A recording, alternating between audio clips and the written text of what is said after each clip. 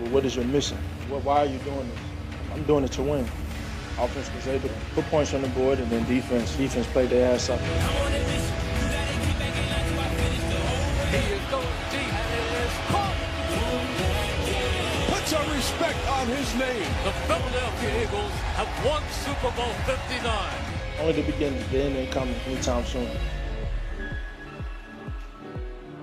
Welcome to First Take. I am Evan Cohen in for Molly. Peter Schrager here momentarily. Mike Tannenbaum, David Dennis Jr., all here. Let's get to it.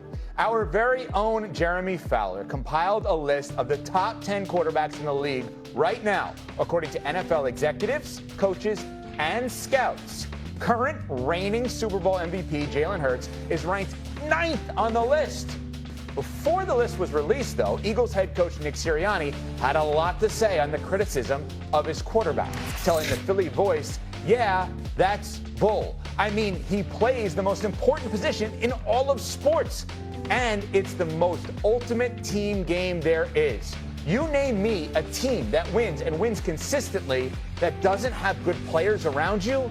Like, you name a coach that doesn't have good players around him that wins. David? Is Hurts being disrespected?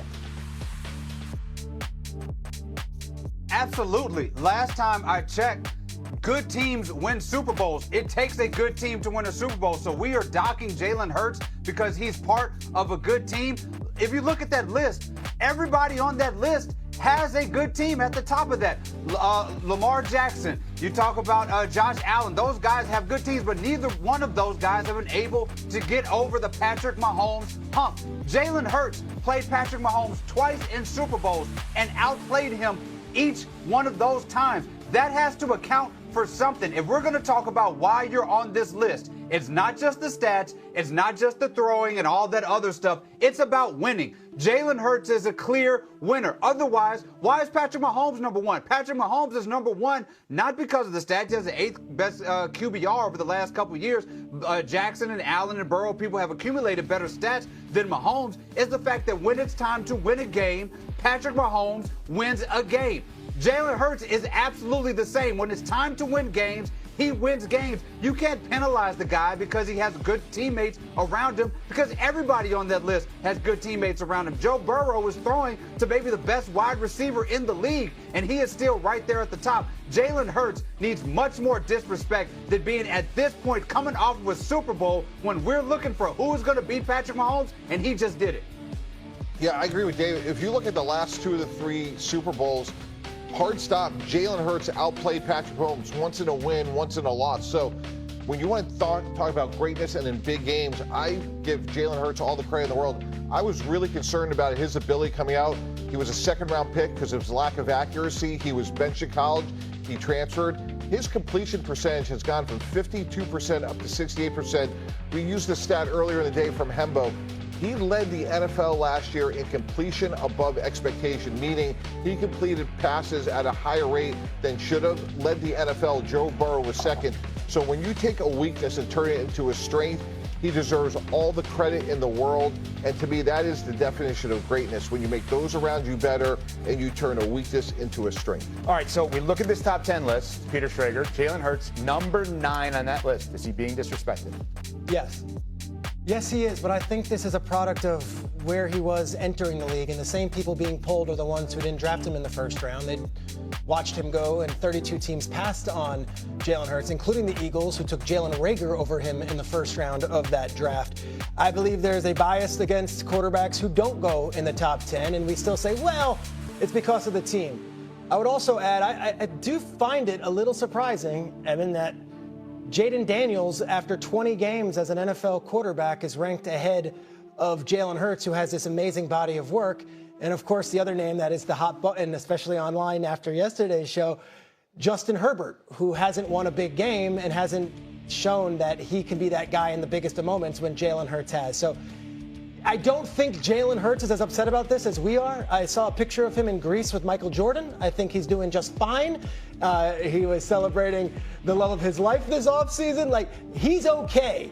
But from my perch and my vantage point, I would think he would be the top quarterback in his division over Jayden Daniels, who has only played one season in the league. So is he an elite quarterback? Ooh, This goes to the Yes, he is. What well, how many elite can you have? I don't put him in the same conversation as those top 4 guys. I don't. I think that's fair to say if there is a tier, if you will, I don't have him with Burrow, Lamar, Allen, Mahomes. Do you?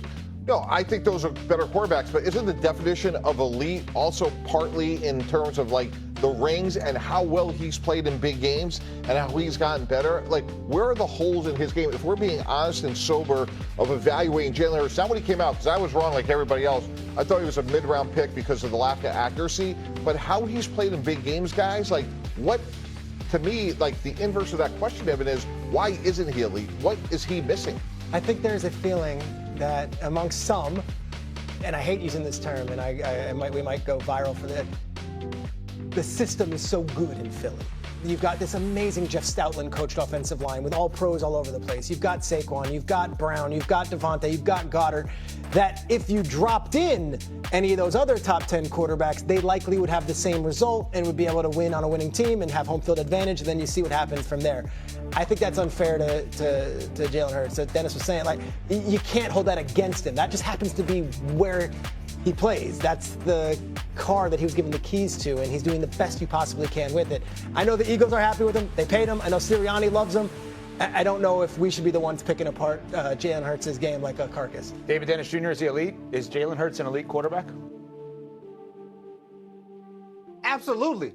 Again, for what I said, you're talking about those top 4 quarterbacks and all that. If you're talking about who do you want to win a game, who am I putting in a position to win a game? Who has showed me that? It is Jalen Hurts. I don't want to hear about a system when you have a guy who had Ben Johnson as offensive coordinator ranked higher than him, when you have a guy throwing to Jamar Chase ranked higher than him. All of these quarterbacks are benefiting from where they are. That's just how it is. There are talented quarterbacks who don't have any talent around them who are not on this list because of that's how the cookie crumbles for these guys. Jalen Hurts is where he is and maximize where he is because of his talent and his ability to win games, whether it's with his feet or with his arm. When I'm talking about who do I want to put in a game to win, I'm going to put Jalen Hurts right there with all those other guys, because when I look at the playoffs, I put Lamar Jackson in those situations. He has not won the same way that Jalen Hurts has. Josh Allen has not won the same way that Jalen Hurts has. Jared Goff, who is above him, has not been winning in those same situations. And Justin Herbert,